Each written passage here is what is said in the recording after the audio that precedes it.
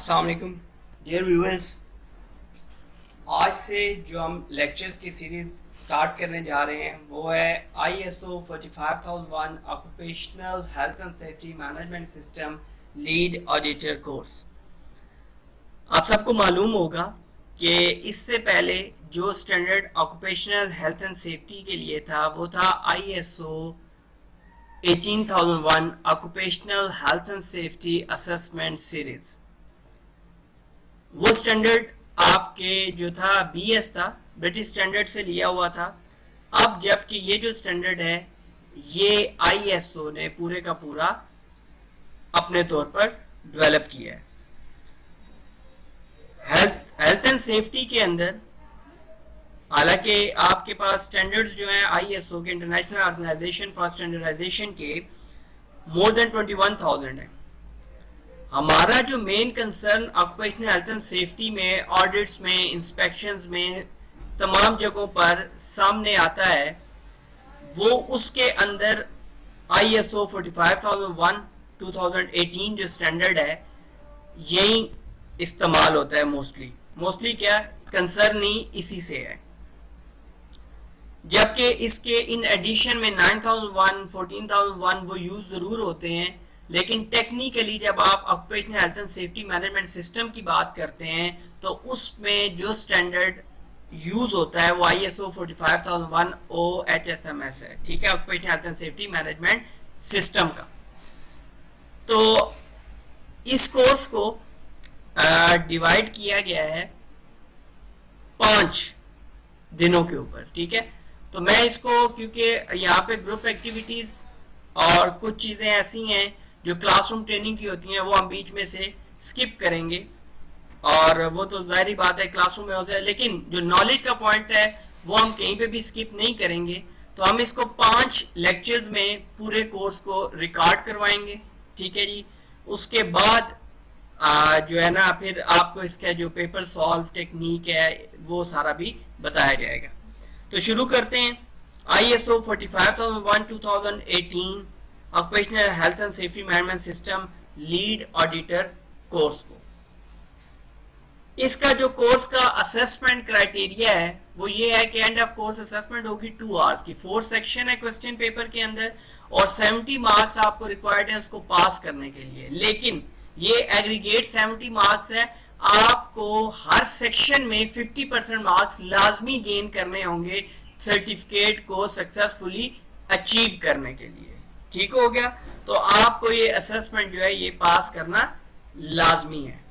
इस कोर्स के हवाले से बताता चलूं कि ये कोर्स किस तरह से है और क्या है। तो बेसिकली ये कोर्स आपका, this course has been designed to meet the requirement of CQI and IRCA। Basically इन्हीं की ही सर्टिफिकेशन जो है वो रिक्वायर्ड होती है। इसके अलावा भी दूसरी ऑर्गेनाइजेशन है तो जिसमें अमेरिकन सर्टिफिकेशन है, कैनेडियन है, लेकिन ये जो है ये बेसिकली CQI और IRCA की रिक्वायरमेंट्स के मुताबिक पूरा बनाया गया है। तो इसका फायदा ये है कि किसी भी कैनेडियन हो, आपका USA हो, UK हो, कोई भी स्टैंडर्ड आपके सामने आता है तो ये उसकी तमाम तरह रिक्वायरमेंट पूरी करता है। Meet the requirements of CQI and IRCA for training OH&S management system auditors and lead auditors. Equip delegates with the knowledge and skill required to perform audits of occupational health and safety management system. तो basically जो हम knowledge या skill इसके अंदर आपकी develop करेंगे वो उसका जो पर्पस है वो ये है कि आपने ऑडिट्स कैसे परफॉर्म करना है या इनिशियल स्टेज पे आपने ऑडिट्स के अंदर पार्टिसिपेट किस तरह से करना है। सबसे पहले क्योंकि ये ऑक्यूपेशनल हेल्थ एंड सेफ्टी का ऑडिट है, आज ऑक्यूपेशनल हेल्थ एंड सेफ्टी का स्टैंडर्ड है, तो हमें मालूम होना चाहिए कि सेफ्टी क्या है। तो absence of risk of personal injury, disease और हेल्थ प्रॉब्लम। ठीक है, तो बेसिकली सेफ्टी हम उसको बोलते हैं जिसमें आपको किसी भी तरह का रिस्क ना हो, पर्सनल इंजरी का, डिजीज का या किसी भी हेल्थ प्रॉब्लम का। तो हम कह सकते हैं that condition in which we have freedom from danger, hazard, harm और लॉस, तो उसको हम सेफ्टी बोलेंगे। What is health? तो हेल्थ बेसिकली जी the state of well being है, आपके अच्छा रहने के, being well at the work place without the risk of disease, ill health. मतलब कि आप एक वर्क प्लेस के ऊपर आपकी सेहत अच्छी रहती है तो उसको हम हेल्थ बोलेंगे। Next, do you think that 100% safety can be achieve at the work place? If not then comment why. ये जो क्विज जितनी भी इसके अंदर आएंगी, आप इनका स्क्रीनशॉट लेते जाएं इसको करने के साथ साथ, और वही तरीकेकार जो आप बाकी कोर्सों में अपनाए हुए हैं, आप क्या करेंगे कि बाकी कोर्सेज की तरह इस क्विज के जितनी भी क्विज इसके अंदर आएंगी वो आप उनका स्क्रीनशॉट ले लीजिए या उनको लिख लीजिए और उनकी एक प्रॉपर असाइनमेंट बना के day 1, day 2, day 3, day 4, day 5 की वो आप मुझे व्हाट्सएप पे शेयर करें, वो आप मुझे ईमेल पे शेयर करें जिस तरह से आप पहले कर रहे हैं, ताकि मैं उसके ऊपर आपको मजीद गाइडेंस दे सकूं। अच्छा जी, अब मेन टर्म आ गई ऑडिट, जिसके लिए ये सारे का सारा निजाम जो है वो या ये जो कोर्स है सारे का सारा डेवलप किया गया है। सबसे पहले ऑडिट है क्या? A systematic, independent and documented process for obtaining audit evidence and evaluating it objectively to determine the extent to which the audit criteria are fulfilled. तो बेसिकली ये एक प्रोसेस है, और प्रोसेस भी कौन सा है आपका? ये प्रोसेस भी आपका एक सिस्टमैटिक प्रोसेस है। मतलब सिस्टमैटिक में ये है कि ये अपनी हदूद के अंदर रहेगा। अगर हेल्थ एंड सेफ्टी ऑडिट की बात की जा रही है तो ये क्वालिटी में नहीं घुसेगा, ये एनवायरनमेंट में नहीं घुसेगा, ये फाइनेंस में नहीं घुसेगा, और इंडिपेंडेंट होगा। किसी भी सूरत किसी भी तरह का बाइस्ड डिसीजन या बाइस्ड इंफॉर्मेशन कलेक्ट नहीं की जाएगी, या बाइस्ड जो है ना आप जो आपका माइंड सेट है उसके साथ आप नहीं करेंगे। डॉक्यूमेंटेड प्रोसेस है ताकि तहरीरी शक्ल में हमारे पास तमाम शवाहिद मिल सकें कि हमने किस तरह से ऑडिट को बेहतर तरीके से इसकी जो आउटकम्स हैं उनको कैसे हमने फिर करेक्शन की तरफ लेके जाना है। And evaluating it objectively to determine the extent to which the audit criteria are fulfilled. और फिर हम इस चीज को भी इवैल्यूएट करेंगे कि हमारा जो पर्पस है कि जितना क्राइटेरिया जो ऑडिट में क्राइटेरिया हम अचीव करना चाहते हैं वो हमारा फुलफिल होना चाहिए। तो ऑडिट क्या है जी? a systematic, independent and documented process for obtaining audit evidence and evaluating it objectively to determine the extent to which the audit criteria are fulfilled. Quiz 2 जी, अब मैं आपको बताता चलूं, मैं बार बार दोहराऊंगा नहीं, मैं आपको बता दूं कि क्विज 2 जब मैं रीड आउट करूंगा तो आपने करना ये है कि आपने उन क्विज के स्क्रीनशॉट ले लीजिए या लिख लीजिए और इनके आप असाइनमेंट बना के मेरे साथ शेयर करेंगे। Quiz 2, what is the difference between an OH&S management system and ISO 45000:2018? Occupational Health and Safety Management System. What is Occupational Health and Safety Management System? What is the purpose of Occupational Health and Safety Management System? Does an Occupational Health and Safety Management System needs to be documented? Compulsory role of ISO 1405001:2018 in OH&S management system. अच्छा, इसके ऊपर occupational health and safety management system के ऊपर मैं discuss नहीं करूंगा, इसके ऊपर ऑलरेडी बहुत सारे लेक्चर्स मौजूद हैं। और दूसरी बात, जो लोग ISO 45000 की तरफ मूव करते हैं तो मोस्टली उनको occupational health and safety management system का मालूम होता है, तभी वो इस जानिब आते हैं। Quiz 3, why can't we have a one fit for all OH&S management system applicable to all organization? इसके ऊपर पूरा लेक्चर रिकॉर्डेड है मेरा, ठीक है, नीबोश के वाले से भी आयोश के वाले से भी, कि क्यों हम एक ही occupational health and safety management system को तमाम तरह ऑर्गेनाइजेशन के ऊपर क्यों नहीं लाते, इसको भी स्किप करेंगे हम। अच्छा जी, अब ये मेन मॉडल हमारा आ गया। मेन मॉडल हमारा क्या है? Occupational health and safety management system model for ISO 45001:2018। जितने भी लोग जिन्होंने नीबोश किया या आयोश भी किया इवन, तो उन्होंने PDCA साइकिल लाजमी पढ़ा होगा, प्लान डू चेक एक्ट।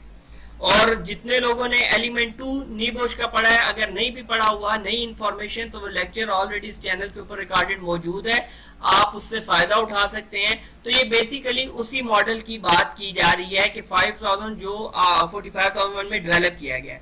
अब इसमें क्या है कि इसमें आपकी पूरी ऑर्गेनाइजेशन के अंदर ये इसका एक थीम रखा गया कि आपने किस तरह से इस सिस्टम के अंदर इनपुट देनी है, किस तरह से आउटपुट्स आएंगी और ये किसके तहत चलता है। अगर PDCA साइकिल की बात करें, प्लान डू चेक एक्ट, और अगर आप इस मॉडल की बात करते हैं और अगर आपको इसके अंदर क्लियरेंस नहीं है, तो बेसिकली होता क्या है, occupational health and safety management system का जो मॉडल है अकॉर्डिंग टू 45001:2018 उसमें है क्या?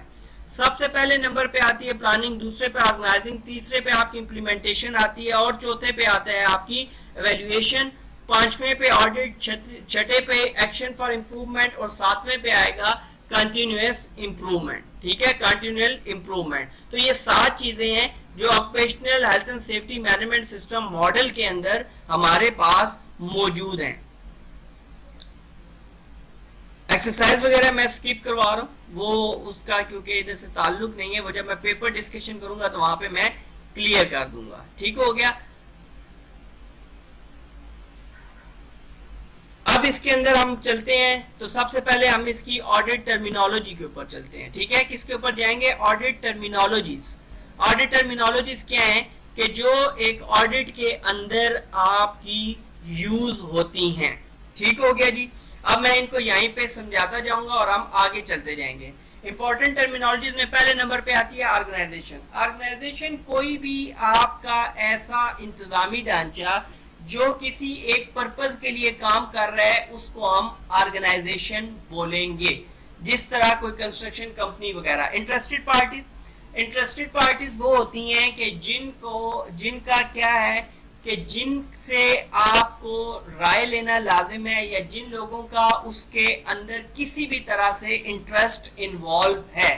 फॉर एग्जाम्पल आप देखते हैं कि किसी भी जगह पे कोई काम हो रहा है, उसमें जिस की आप कह सकते हैं कि रुझान है, जिसका कंसर्न है, वो सब के सब इंटरेस्टेड पार्टीज होंगे। स्टेक होल्डर कि जिनका उसके अंदर फाइनेंस इन्वॉल्व है, जिसके अंदर रोल इन्वॉल्व है, तो वो लोग स्टेक होल्डर। वर्कर जो उसके अंदर काम करेंगे। पार्टिसिपेशन जो लोग उसके अंदर किसी भी तरह की शमूलियत इख्तियार करेंगे, चाहे वो टॉप मैनेजमेंट पे हो, लोअर मैनेजमेंट पे हो, या कंसल्टेंट हो, थर्ड पार्टी हायर हो, कुछ भी। कंसल्टेशन बोलते हैं मुशावरत को। ठीक हो गया जी। वो कैसे होगी कि आप चीजों को डिस्कस करेंगे। वर्कप्लेस क्या है? कोई भी ऐसी प्लेस जो किसी भी काम के लिए इस्तेमाल होगी, वो work place. Contractor basically client जिसको हायर करता है। क्लाइंट किसी कंपनी को, किसी कॉर्पोरेट बॉडी को, किसी इंडिविजुअल को हायर करता है टू परफॉर्म डिफरेंट एक्टिविटीज। ठीक है, तो वो उससे कोई भी काम, कोई भी एक्टिविटी करने के लिए हायर करेगा, तो जिसको हायर करेगा वो उसका कंट्रैक्टर होगा। रिक्वायरमेंट क्या है? Legal requirement and other requirements क्या हो सकती हैं। अब management system, occupational health and safety management system, OHS management system. Top management क्या है? टॉप मैनेजमेंट की अगर बात की जाए तो ऑर्गेनाइजेशनल जो स्ट्रक्चर है, जो हायरार्की ऑफ ऑर्गेनाइजेशन है, इसमें सबसे टॉप पे जो है ऑर्गेनाइजेशन स्ट्रक्चर में जो सबसे टॉप पे लोग मौजूद हैं वो आपके टॉप मैनेजमेंट कंसीडर होंगे, जिनमें आपके सीईओ, एमडी, जीएम या जो ऊपर के डायरेक्टर्स वगैरह हैं वो सारे के सारे शामिल हैं। उसके बाद पॉलिसी बेसिकली एक रिटन डॉक्यूमेंट होता है, तो जिसके ऊपर आपके रूल्स एंड रेगुलेशंस मौजूद होते हैं कि जिनके मुताबिक एक ऑर्गेनाइजेशन ने परफॉर्म करना है। और पॉलिसी हमेशा किसी भी सिस्टम की जो है वो फाउंडेशन स्टोन होती है और उसी के ऊपर अमल पैरा होकर आप बाकी की तमाम तर चीजें अचीव कर सकते हैं। Occupational health and safety policy objective. ठीक है, occupational health and safety policy का पर्पस ये होता है कि जिसपे रिटन फॉर्म में आपके रूल्स एंड रेगुलेशंस होंगे और हेल्थ एंड सेफ्टी पॉलिसी को health and safety management system की फाउंडेशन स्टोन माना जाता है। इसी तरह रिस्क असेसमेंट को इसकी बैकबोन माना जाता है। Occupational health and safety objective, OHS and objective. Injury and ill health. Injury जख्मी होने को बोलते हैं, इल हेल्थ सेहत की खराबी, किसी बीमारी को बोलेंगे। हैजर्ड क्या है? Any substance or material which has potential to cause harm, हम उसको hazard बोलेंगे। ठीक है जी। उसके बाद रिस्क क्या है? रिस्क बेसिकली एक आपका कॉम्बिनेशन है। किस चीज का कॉम्बिनेशन है? लाइक्लीहुड और सिवियरिटी का, या consequences of any hazardous event, उसको हम रिस्क बोलेंगे। Occupational health and safety risk वो होगा जिसका ताल्लुक health and safety management system से होगा। ये बाकी टर्म्स जो है ये आप काफी सारी जानते भी होंगे। मैं इसके ऊपर पहले से रिकॉर्डेड लेक्चर्स मौजूद हैं, जो चीज इसमें नहीं होगी, और ज्यादातर वही लोग, मैं बार बार बता रहा हूँ, 90% लोग वो होंगे जिन्होंने health and safety management system से रिलेटेड कोर्सेज किए हुए होंगे। जो टेक्निकल टर्म इसमें न्यू होगी वो मैं डिटेल में डिस्कस करूंगा, और इसके अलावा जो नॉर्मली हमारी चल रही है मैं उसके ऊपर ज्यादा जोर नहीं दूंगा। अच्छा जी, आगे आती है कॉम्पिटेंस। कॉम्पिटेंस पे मैं थोड़ा सा बोलूंगा। कॉम्पिटेंस है क्या? बेसिकली ये रेफर करती है एब्रीविएशन कैट की जानिब, KATE, knowledge, ability, training and experience. ये चार चीजें जिसमें होंगी उसी को हम कॉम्पिटेंट पर्सन ही शुमार करेंगे। Documented information, process, procedure. Next quiz 5 आ गया, राइट डाउन कर ले और इसका आप उसी तरह से लें। Can an ISO 45001:2018 certified organization mention its certification on the products? If not, explain why. देखें जी, can an ISO 45001:2018 certified organization mention its certification on the products? कि मेंशन करता है, इफ नॉट एक्सप्लेन व्हाई। तो ये इसका आपने जवाब search out करके पूरा अपना जो है आपने रिसर्च करनी है और उसके बाद इसको डिस्कस करना है। Sources for hazard identification. अब हम बीइंग ऑडिटर हैं, ठीक है, अब हमें ये कैसे मालूम पड़ेगा कि इस इंडस्ट्री से रिलेटेड जो हैजर्ड्स हैं उनको कैसे आइडेंटिफाई किया जा सकता है। तो sources for identification, for hazard identification की जब हम बात करते हैं तो इसमें पहले नंबर पे मैन्युफैक्चरर सेफ्टी डाटा शीट्स, जिसको आप सेफ्टी डाटा शीट्स भी बोलते हैं, जिसको आप MSDS material safety data sheets भी बोलते हैं। उसके बाद प्रीवियस नॉलेज आपका उस इंडस्ट्री से रिलेटेड क्या है, वर्किंग एक्सपीरियंस क्या है, एक्सीडेंट हिस्ट्री से हमें मालूम हो सकता है, इल हेल्थ रिकॉर्ड से मालूम हो सकता है, इक्विपमेंट मशीन मैनुअल से मालूम हो सकता है, रेगुलेटरी बॉडीज वेबसाइट, ठीक हो गया, इंडस्ट्री जर्नल से, benchmarking other industry research article से। अब ये बेंचमार्किंग क्या है?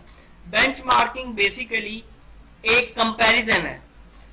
किस चीज का? एक कंपैरिजन है बिटवीन टू और more than two same type of organization for the same purpose.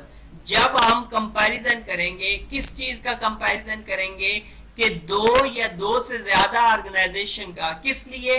किसी एक सेम पर्पज के लिए, तो उसको हम बेंचमार्किंग बोलेंगे। फॉर एग्जांपल कंस्ट्रक्शन इंडस्ट्री के अंदर पहली तो बात है बेंचमार्किंग आपने करनी है तो सब ही कंस्ट्रक्शन इंडस्ट्रीज हो, ठीक हो गया। उसके बाद उसके अंदर जो ऑपरेशन हो रहा है, जो प्रोसेस हो रहा है वो सेम होना चाहिए, तो उसी सूरत में हम उसको बेंचमार्किंग कंसीडर करेंगे। Principle of risk assessment. अब जब हम बात करते हैं प्रिंसिपल ऑफ रिस्क असेसमेंट की, तो रिस्क असेसमेंट में आपने एक चीज को पहले समझना है, ठीक है। एलिमिनेट द हैजर्ड, ये तो बात की बात है। रिस्क असेसमेंट बेसिकली एक आपका प्रोसेस है। उस प्रोसेस के अंदर क्या होता है कि उस प्रोसेस के अंदर टेक्निकली चार चीजें, लेकिन पांचवी चीज उसका पार्ट बन जाती है, इसलिए हम उसको भी पांचवी फिफ्थ स्टेज में भी कंसीडर करते हैं। कैसे?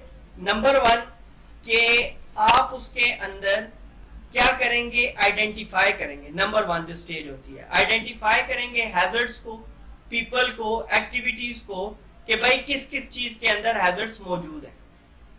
उसके बाद आप जो है एस्टिमेट करेंगे रिस्क को कि वो लो है, मीडियम है, हाई है।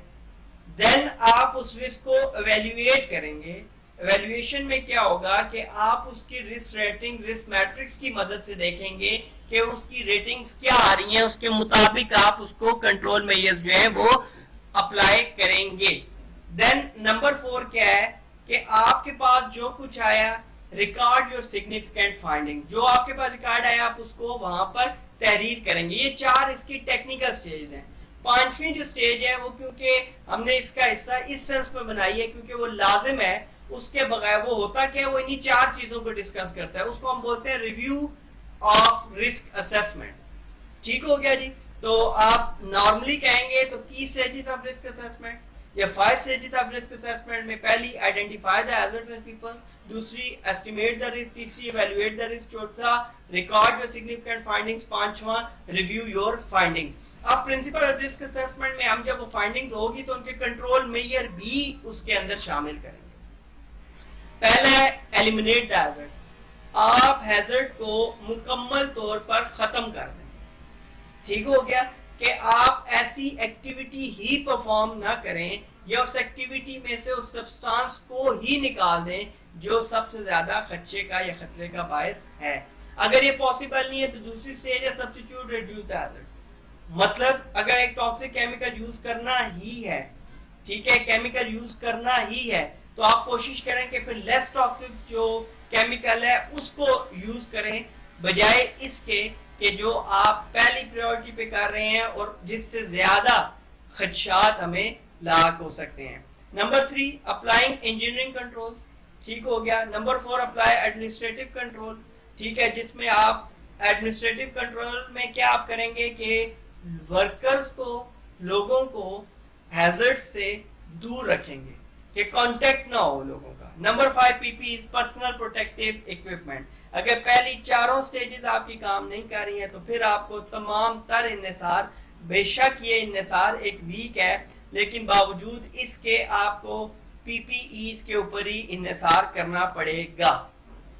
अब देखें जो बात मैंने अभी की, अब ये आप डिस्कस करेंगे, ठीक है। Outline why PPEs are the last resort in controlling the risk, कि पीपीईज को आखिरी हल के तौर पे या आखिर में ही क्यों रखा गया है जब हम hierarchy of risk control develop की हमने, या रिस्क कंट्रोल की जो हायरार्की डेवलप हुई उसमें पीपीईज को लास्ट रिजॉर्ट पे क्यों रखा गया है। ठीक है जी। अब ये इसी तरह से जैसा मैंने आपको बताया वो कंट्रोल में ये हमने डिस्कस कर दिए। इसी तरह ये risk assessment, identify the hazard, identify the people who might be harm, evaluate the risk and suggest suitable control में ये record the findings and implement changes, review as necessary. अच्छा जी, अब वो जो पीछे बातें थी वो ओशा में भी पढ़ी, वो आयोश में भी पढ़ी, वो नीबोश में भी पढ़ी है, ठीक है। ये जो टॉपिक टिपिकली डिस्कस कर रहे हैं इनकी बिल्कुल बेसिक इंफॉर्मेशन हम पहले पढ़ चुके हैं। अब हमारा तमाम तर फोकस जो इस कोर्स का मेन ब्रेन है वो बेसिकली अब हम इसका डिस्कस करने जा रहे हैं। नंबर 1 सबसे पहले टाइप्स ऑफ ऑडिट्स, कि ये ऑडिट होता कितनी तरह का है, ठीक है जी। First party audit, internal audit, second party external audit, third party external audit, 3P, 1P, 2P, 3P। लेकिन इसमें याद रखिएगा टेक्निकली जो 3P ऑडिट है वही एक्सटर्नल ऑडिट होगा। कैसे? फर्स्ट पार्टी ऑडिट ये है कि जो कंट्रैक्टर है वही अपना ऑडिट करवा रहा है, ठीक है जी। कौन करवा रहा है? कंट्रैक्टर ही अपना ऑडिट करवा रहा है, तो उसको हम फर्स्ट पार्टी ऑडिट बोलेंगे। सेकंड पार्टी कैसे होता है कि क्लाइंट कंपनी वो कहती है कि भाई फर्स्ट पार्टी ऑडिट है, तुम बाइस्ड हो सकते हो, तुम्हारे जो तुमसे सैलरी जो तुम्हारे पे रोल पे हैं वो बाइस्ड हो सकते हैं, तुम्हारी तरफ उनका झुकाव हो सकता है, तो ये बताओ कि सेकंड हम अपने तौर पे ऑडिट करवाना चाहते हैं। जब वो अपने तौर पे ऑडिट करवाएंगे तो उसको हम बोलेंगे सेकंड पार्टी ऑडिट, है वो एक्सटर्नल ऑडिट। लेकिन इशू क्या है, क्योंकि बीइंग कंट्रैक्टर आपको भी उसके ऊपर फिर इश्यूज होंगे, कंसर्न्स होंगे कि यार माइट भी पॉसिबिलिटी है क्लाइंट का जो ऑडिटर है वो बाइस्ड हो क्लाइंट के लिए, तो ऐसी सूरत में फिर डिसाइड किया जाता है थर्ड पार्टी ऑडिट के लिए, जिसमें ना क्लाइंट का इन्वॉल्व होता है ना कंट्रैक्टर का, बल्कि एक बिल्कुल एक्सटर्नल बॉडी से ये रिक्वेस्ट की जाती है कि भाई आप ऑडिट परफॉर्म करें, तो वही ऑडिट इंडिपेंडेंट होगा, वही ऑडिट जो है वो आपका कारामद होगा। अब difference amongst types of audit, अब 1P, 2P, 3P ऑडिट जो है इसके अंदर आपके डिफरेंसेस क्या हैं। जब आप इस पे बात करते हैं 1P ऑडिट में क्या है, पर्पस क्या है, 2P का, फिर इसे 3P का देखते हैं। पर्पस ये है 1P का to measure effectiveness of occupational health and safety management system and to improve the competence in house. In house कैसे? जब कंट्रैक्टर ऑडिट करा रहा है तो वो अपने जो वो एक्टिविटीज परफॉर्म कर रहा है तो वो उस हवाले से करेगा। 2P ऑडिट में क्या होगा? To gain business certification from a client. अब वो क्या क्लाइंट से कर रहा है तो इसका पर्पस क्या है? मैंने जिस तरह बताया कि क्लाइंट करवाएगा तो क्लाइंट की तरफ से कोई सर्टिफिकेशन इस तरह की। अब 3P क्या है? To gain third party certification. अब 3P में क्या है? Third party. अब 2P में क्या है? जब वो अपना करेगा बिजनेस के लिए, गेन बिजनेस करने के लिए, या क्लाइंट अपना ऑडिट करवाएगा तो उसमें भी वही इशू आ सकता है जो मैंने आपको डिस्कस किया। तो टेक्निकली थर्ड पार्टी क्या है कि उसका पर्पस यह है कि सर्टिफिकेशन गेन की जाए। तो जो थर्ड पार्टी ऑडिट होगा उसी को रियल सेंस में आप एक्सटर्नल ऑडिट। इन्फ्लुएंस, इसके असरात क्या हैं? 1P audit depends on top management commitment, वो कितनी कमिटेड है। अगर वो कमिटेड नहीं है तो एक 22 सा ऑडिट होगा खानापुरी के लिए। लीस्ट इन्फ्लुएंस ऑन ऑडिटर्स, अच्छा इसके ऊपर इन्फ्लुएंस कम होता है, लेकिन क्योंकि वो अब क्लाइंट की तरफ से है तो उसके ऊपर फिर ये कंट्रैक्टर को कंसर्न होता है कि वो क्लाइंट के लिए बायस्ड हो सकता है। जबकि थर्ड पार्टी ऑडिट देखें, conflict of interest is very high so there is some influence on auditors. ठीक हो गया, वो उसको देखते हैं भाई किस तरह से हो रहा है, क्या क्या चीजें हैं। Suggestion consultancy, yes depends on client. और third one not allowed. Suggestion और कंसल्टेंसी थर्ड पार्टी में अलाउड नहीं होती, वो इंडिपेंडेंटली अपना काम करेंगे। Effectiveness, effective if backed by top management, जिसका मैंने पहले बताया। हाईली इफेक्टिव होगा और not quite effective unless top management has a clear will to improve its occupational health and safety management system.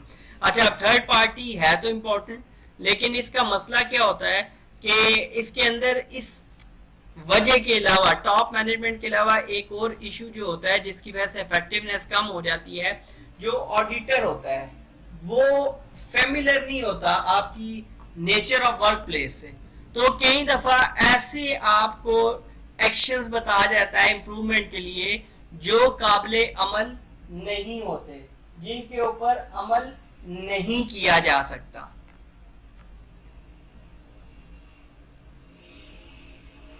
अब देखें जी बेनिफिट्स ऑफ, अब वही बात होगी ना, बात सीधी सीधी आ गई थर्ड पार्टी के ऊपर।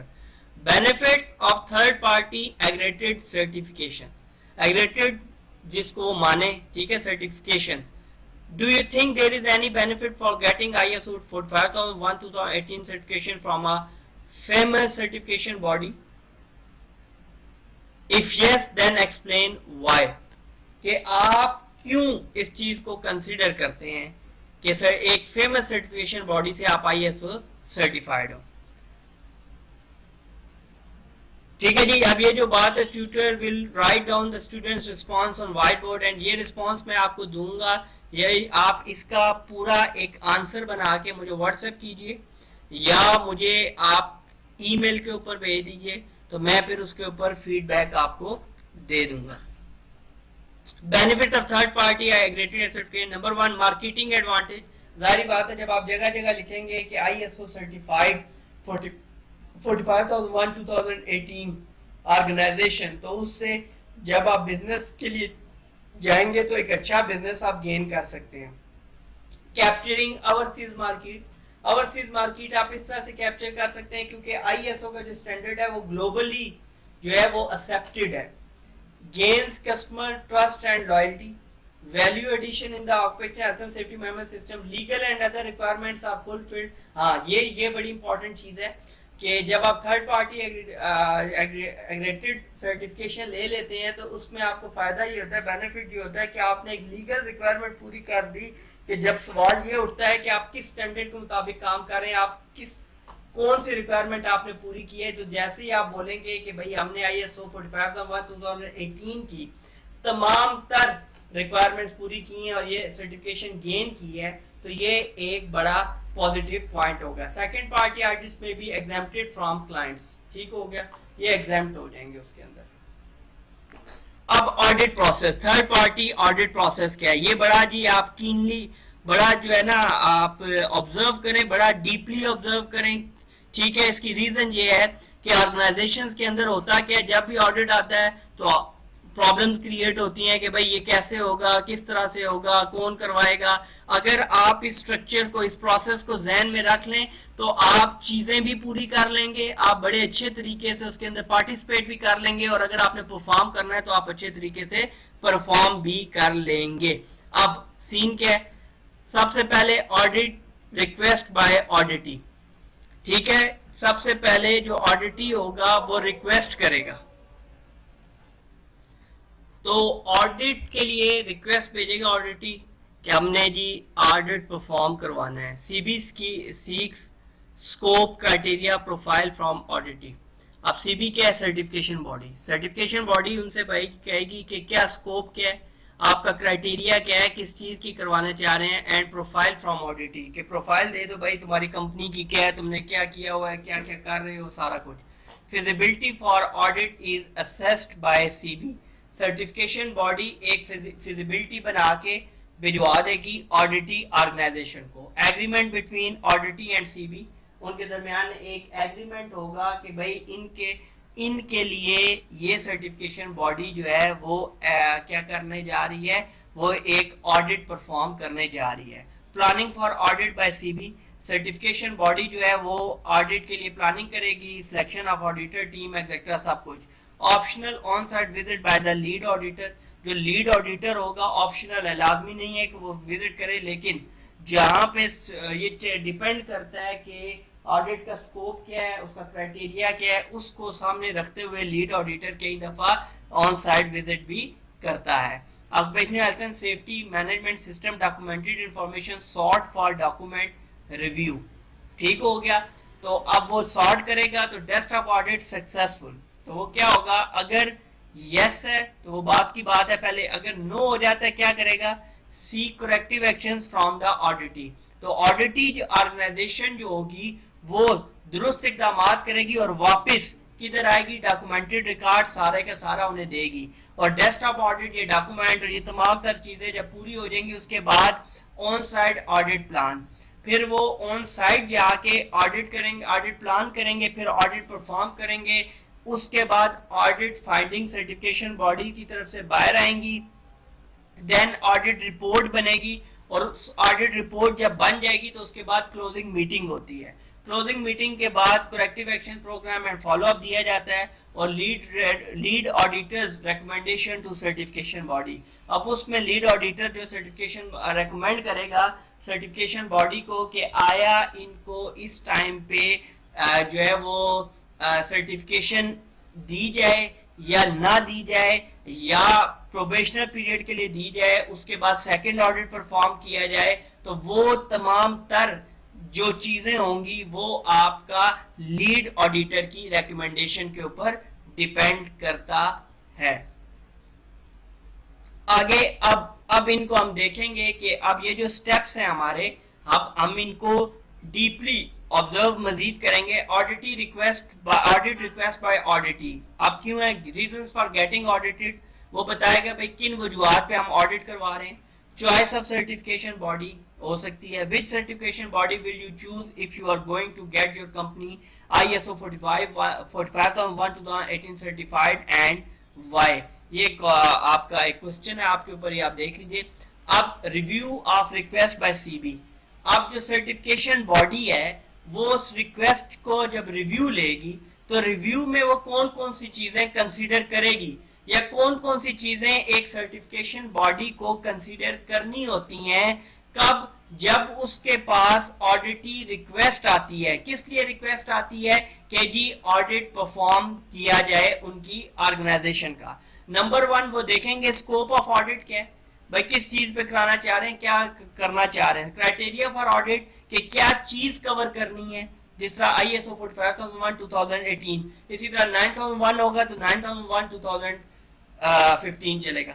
आगे ऑडिट ऑब्जेक्टिव्स क्या हैं, मकासद क्या हैं, जियोग्राफिकल स्प्रेड, और जिस तरह की, जिस जगह का, जिस तरह से इसका, जिस चीज का ऑडिट होने जा रहा है, जिस ऑर्गेनाइजेशन का ऑडिट हो रहा है उसका फैलाव कितना है। जियोग्राफिकल फैलाव से मुराद ये है कि वो किस किस जगह पे वाक़या है, लोकेशंस क्या है उसकी।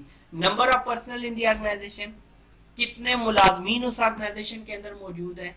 कम्प्लेक्सिटी ऑफ प्रोसेसेस, के जो प्रोसेस हैं वो कितने आपके कम्प्लेक्स हैं, कितने उलझाव का शिकार हैं, कितने पेचीदा हैं, तो उस पेचीदगी को सामने रखते हुए सर्टिफिकेशन बॉडी ये चीजें प्लान करेगी। एप्लीकेबल लीगल रिक्वायरमेंट्स क्या हैं, सिक्योरिटी इश्यूज क्या हैं, और ऑडिट लैंग्वेज क्या होगी। Review of request by CB में customer worth in terms of marketing benefit, returning customer कितने हैं, रीसर्टिफिकेशन ऑडिट, फाइनेंशियल बेनिफिट्स क्या है, previous experience of working with same client क्या था, availability of auditors technical expert आया कि जिसके लिए ऑडिट रिक्वेस्ट आई है उस क्राइटेरिया के लिए ऑडिटर्स मौजूद हैं और इस तरह के टेक्निकल एक्सपर्ट मौजूद हैं कि जिनको हेल्प लेके इस ऑडिट को परफॉर्म किया जाए। आउटकम ऑफ रिव्यू, जब रिव्यू कर लेती है सर्टिफिकेशन बॉडी जब रिव्यू कर लेगी तो उसके बाद वो आउटकम में क्या है, प्राइस प्रपोजल कि हम कितने में ये ऑडिट परफॉर्म करेंगे, नंबर ऑफ ऑडिटर्स कितने होंगे जो इन्वॉल्व होंगे इसके अंदर, addition of relevant technical expert. ये उन केसेस में होता है कि जहां पर आपकी टेक्निकलिटी, ऐसी टेक्निकलिटी मौजूद है जो एक लीड ऑडिटर के पास भी इतने अच्छे तरीके से इक्विप नहीं है, तो ऐसी सूरत में टेक्निकल एक्सपर्ट्स को भी इन्वॉल्व किया जाएगा। इंक्लूजन ऑफ लैंग्वेज ट्रांसलेटर, हाँ अगर लैंग्वेज बैरियर है, मोस्ट ऑफ द पार्ट जो ऑर्गेनाइजेशन के अंदर है वहाँ पे इंटरेक्शन के दौरान लैंग्वेज बैरियर ज्यादा है, तो वहाँ पे लैंग्वेज ट्रांसलेटर्स भी यूज किए जाएंगे। कॉम्पिटेंसी ऑफ ऑडिटर्स क्या है, planning for on site visit optional है, प्लानिंग फॉर डॉक्यूमेंट रिव्यू किया जाएगा, planning for on site audit. वो विजिट और ऑडिट में थोड़ा सा नहीं बल्कि डिफरेंस है कि ऑन साइट विजिट ये होता है कि जाके ऑडिटर देखता है, लीड ऑडिटर, और ऑन साइट ऑडिट ये है कि उस पे आपने डॉक्यूमेंट रिव्यू कर दी, ओके किया, तो उसके बाद आप ऑन साइट चले जाएंगे ऑडिट को परफॉर्म करने के लिए। अब ये एक गाइडलाइन है, IAFA की गाइडलाइन है, ठीक है। तो आपने audit man days requirement guideline, ठीक है, कि कितने दिन के एम्प्लॉइज, कितने एम्प्लॉइज होंगे, कितनी ऑडिट होगा, क्या होगा, सब कुछ, ठीक है। अब आप देखें कि इफेक्टिव नंबर ऑफ पर्सनल, अगर 1 से 5 लोग हैं तो ऑडिट कितने दिन का होगा, 1.5 दिन का होगा। इफेक्टिव नंबर ऑफ पर्सनल, अब ये इस तरह से आपके चेंज होते जाएंगे, देखिए 6 to 10 तो 2 आपके जो है वो इसके अंदर इन दिन सर्फ होंगे। अगर 11 to 15 पर्सनल हैं 2.5 डेज, 16 to 25 पर्सनल है तो 3 डेज, 26 to 45 पर्सनल है ऑर्गेनाइजेशन के अंदर 4 डेज, 46 to 65 पर्सनल है ऑर्गेनाइजेशन के अंदर तो 5 डेज, 66 to 85 पर्सनल है तो 6 डेज, 86 to 125 पर्सनल है तो 7 डेज, 126 से 175 है तो 8, 176 से 275 है तो 9, 276 से 425 पर्सनल ऑर्गेनाइजेशन के अंदर है तो 10, 426 से 625 पर्सनल ऑर्गेनाइजेशन के अंदर मौजूद है तो 11 डेज रिक्वायर्ड होंगे। तो इसी तरह ये सारे का सारा चलता रहेगा, प्रोग्रेशन जो है इसी हिसाब से चलती रहेगी। बेहतर ये है कि आप इसका स्क्रीनशॉट लेके अपने पास रख लीजिए ताकि जैसे ही आपके सामने नंबर ऑफ पर्सनल आए पर्सनल आए तो आप उनको सामने रखते हुए स्टेज 1 या स्टेज 2 का जो ऑडिट है उसको देखते, आप उस पर्सनल को देखते हुए डेज डिसाइड कर लें कि ये आपका ऑडिट कितने दिन तक चलेगा। ये एज अ गाइडलाइन है। नेचर ऑफ वर्क प्लेस, उसकी कम्प्लेक्सिटी के ऊपर और मतलब मेनली नेचर ऑफ जो वर्क प्लेस है उसको देखते हुए आप इसके अंदर कुछ थोड़ा बहुत रद्दोबदल कर भी सकते हैं, क्योंकि गाइडलाइंस का मतलब, रिकमेंडेशन का मतलब ये होता है दीज आर सजेशंस, आप इनके लिए बाउंड नहीं है, लेकिन अगर स्टैंडर्ड को फॉलो करते हैं इन जनरल सर्कमस्टांसेस में तो ये काफी बेहतर होगा। ये रहने दीजिए। अच्छा जी, अब on site visit before desktop audit. ये देखें जी, ऑन साइट विजिट क्या है मैं बता चुका हूँ, ऑप्शनल है और परफॉर्म कौन करेगा, लीड ऑडिटर। ये डॉक्यूमेंट डेस्कटॉप ऑडिट मतलब डॉक्यूमेंट रिव्यू से पहले। ऑप्शनल है to assess the overall organization safety culture, to estimate the complexity of process with respect to hazards and risks to occupational health and safety, organizations readiness for the audit के मतलब वो ready भी हैं कि नहीं, to have an idea about the way processes are being carried out, to understand the human behavior, to estimate the extent of documented information, वो देखे कि भाई ये जो डॉक्यूमेंटेड इंफॉर्मेशन है आया इसने तमाम तर चीजों को कवर किया या नहीं, लेकिन होता ये ऑप्शनल है। अब डेस्कटॉप रिव्यू होगा। डेस्कटॉप रिव्यू में क्या होगा कि ऑडिटी ऑर्गेनाइजेशन ने ऑडिट के लिए तमाम तर डॉक्यूमेंट्स जो है वो सर्टिफिकेशन बॉडीज को भिजवा दिए हैं, तो वो उसका डेस्कटॉप रिव्यू करेंगे। कैसे? रीजंस फॉर डॉक्यूमेंट रिव्यू, ठीक हो गया, document review process, document review outcome, document review report submission, sampling, checklist preparation, interview questions, ये तमाम तर चीजें इसमें से वो करेंगे। रीजंस फॉर डॉक्यूमेंट रिव्यू, अब रीजन क्यों होगी कि वो फौरन से ऑन साइड ऑडिट ही क्यों नहीं परफॉर्म कर देते, वो डेस्कटॉप ऑडिट क्यों कर रहे हैं, वो डॉक्यूमेंट रिव्यू क्यों कर रहे हैं? तो इसके पीछे जो सॉलिड रीजंस हैं वो ये हैं। Number 1, to ensure the occupational health and safety management system has been established and documented, कि ये चीज, पहली चीज वो ये चीज कंफर्म करते हैं कि occupational health and safety management system जो है वो बनाया गया, एस्टैब्लिश्ड है और डॉक्यूमेंटेड है और वो तहरीर शक्ल में मौजूद है। टू इंश्योर द एडिक्वेसी, के मुताबिकत हो, सुटेबिलिटी, मुनासबत हो, एंड इफेक्टिवनेस ऑफ एस्टैब्लिश, मतलब पहले मैं पढ़ देता हूँ, of established occupational health and safety management system as per the nature, scale and complexity of the processes of the organization. मतलब ये है कि ये इंश्योर करते हैं कि occupational health and safety management system जो इस्टेब्लिश किया गया है वो अपनी नेचर के हिसाब से, अपने साइज के हिसाब से, अपनी कम्प्लेक्सिटी के हिसाब से मुताबिकत रखता हो, मुनासबत रखता हो और वो इफेक्टिवनेस, उसका फायदा भी हो, वो मुफीद भी होना चाहिए। Next, to establish the on site audit sampling plan on the basis of document review, तो डॉक्यूमेंट रिव्यू के ऊपर वो ऑन साइट जो ऑडिट उन्होंने उसका करना है तो उसका एक सैम्पलिंग प्लान बना देंगे कि हम जाके ये चीजें देखेंगे या इन चीजों को हम कंसीडर करेंगे और देन हम ऑन साइट ऑडिट का जो है आउटकम दे सकेंगे। To prepare the checklist on the basis of documents review, then to prepare an audit plan for on site audit, तो वो पूरा ऑडिट प्लान भी इसी रिव्यू के ऊपर बनेगा। Document review process, what to look for, document review process में क्या होगा? Compliance with the criteria in terms of adequacy and sufficiency, provisions for review and continual improvements, documents identification and traceability, identification, निशानदेही करेंगे कौन सा document किस purpose के लिए, कहाँ पे, ट्रेसेबिलिटी, भाई किस किस जगह पे आपका ये डॉक्यूमेंट यूज होगा। अब ये डॉक्यूमेंट रिव्यू आउटकम, जब डॉक्यूमेंट रिव्यू क्या आता है? डेस्कटॉप ऑडिट बाय ऑडिटर, उसने किया, डेस्कटॉप ऑडिट सक्सेसफुल, अगर होगा तो on site audit plan is agreed, ठीक हो गया। अगर नहीं हो गया तो डेस्कटॉप ऑडिट के ऊपर क्या होगा? NCRIRIO raise by auditor, auditor वहां पे नॉन कंफर्मिटी रिपोर्ट वगैरह, इन्वेस्टिगेशन रिपोर्ट वगैरह जो है, इन्वेस्टिगेशन ऑब्जर्वेशन वगैरह ऐसी चीजें वहां पर डेवलप कर देगा। तो उसमें क्या होगा कि वो देखेगा auditee organisation takes corrective action and resubmit to auditor, फिर ऑडिटर्स रिव्यू करेंगे the corrective action, then corrective actions are adequate and effective, ठीक है। तो वो तब यहां से अगर नो होता है तो ऐसी सूरत में एनसीआर करेक्शन के बाद अगर डेस्कटॉप ऑडिट सक्सेसफुल हो गया देन तो वो ऑन साइट ऑडिट प्लान हो जाएगा कि एग्रीड है जी, अब हम ऑन साइट ऑडिट के लिए आ रहे हैं। अगर नो होता है तो एनसीआर को करेक्ट किया जाएगा, करेक्ट करके सबमिशन होगी, सबमिशन होने के बाद ऑडिटर रिव्यू करके उसको कहेंगे भाई ठीक है, इफेक्टिव है, देन वो ऑन साइट ऑडिट प्लान की जानिब जाएंगे। अब डॉक्यूमेंट रिव्यू आउटकम, डेस्कटॉप, अब इसका डॉक्यूमेंट रिव्यू आउटकम क्या आएगा? Desktop audit report. अब डेस्कटॉप ऑडिट रिपोर्ट क्या होगी? नंबर 1 नॉन कंफर्मिटी, एनसीआर आ गई है जी।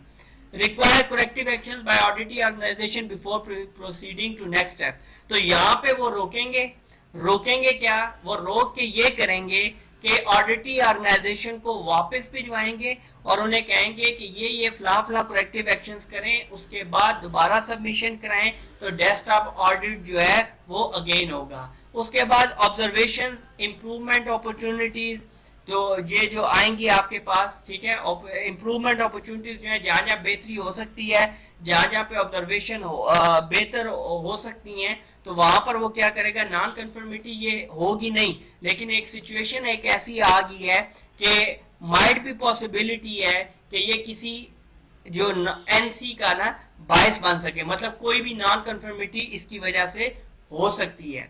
Some issues highlighted in the desktop audit may be verified by on-site documented information review interview, and only then it can be concluded if the issue is a non-conformity or else. कुछ issue ऐसे होते हैं desktop audit में जो verify हो सकते हैं, कैसे? On site documented information review ले लें, इंटरव्यू करके, तो वो बहुत सारी चीजें क्लियर हो जाती हैं। तो ऐसी सूरत में ये कोई इशू नहीं होता, और कोई मतलब इशू है रिजॉल्व हो गया इंटरव्यू के नतीजे में, तो इसके ऊपर नॉन कंफर्मिटी रिपोर्ट वगैरह या आपकी आईओ वगैरह, इम्प्रूवमेंट अपॉर्चुनिटीज या ऑब्जर्वेशन रिपोर्ट ये वगैरह नहीं लगेंगी। तो ये था आज का डे 1 का कंप्लीट लेक्चर, ठीक है, जो आपने पूरे का पूरा डिटेल में कवर किया है। और जब आप इसको पढ़ेंगे, देखेंगे, इससे रेलेवेंट रिसर्च कीजिए, ठीक हो गया। और जिस को इससे रिलेटेड, ये तो एक ट्रेनर पैक है जिससे मैं तमाम तरह लेक्चर्स डिलीवर करता हूँ। तो जिसको इसका मैनुअल चाहिए, इसका स्टैंडर्ड चाहिए, इसका बुकलेट चाहिए, तो तरीका वही है, वो इसी वीडियो के इसी लेक्चर के नीचे कमेंट कर सकता है, व्हाट्सएप करके मंगवा सकता है। और इसके अलावा तीसरी चीज़ है, सबसे बेहतर यह है कि वो ईमेल पे रिक्वेस्ट करें और ईमेल पे इसका बुकलेट जो है वो हमसे ले लें। आज के लिए इतना ही। बहुत जल्द इसके डे 2 लेक्चर में आपसे मुलाकात होगी। तब तक के लिए मुझे इजाज़त दीजिए। अल्लाह हाफिज़।